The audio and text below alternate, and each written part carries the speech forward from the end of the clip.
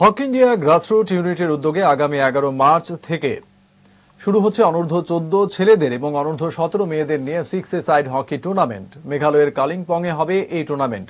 তৃণমূল স্তরে হকিকে প্রাধান্য দিতে এই উদ্যোগ নিল হকি ইন্ডিয়া গ্রাসরুট ইউনিট। শনিবার এই উপলক্ষে এডিনগরস্থিত পুলিশের হকি মাঠে অনুষ্ঠিত হল রাজ্য দল গঠনের জন্য এক ট্রায়াল ক্যাম্প। শিবিরে বিভিন্ন জেলা এবং মহকুমা থেকে অংশ নিল প্রায় 30 জন খেলোয়াড়। নির্বাচনী শিবির থেকে উভয় বিভাগে মোট 16 জন খেলোয়াড়কে বাছাই করা হবে চূড়ান্ত পর্বের জন্য। পুরো বিষয়টি তুলে ধরলেন হকি ত্রিপুরার সহ সভাপতি সুজিত দেব।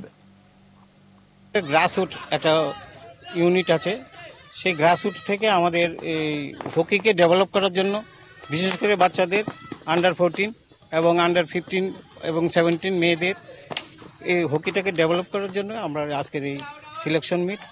এখান থেকে আমরা সিলেকশন করে আগামী 13 থেকে 15 মার্চ কালিম্পংয়ে অনুষ্ঠিত হবে। সেখানে আমাদের ছেলেরা অংশগ্রহণ করবে।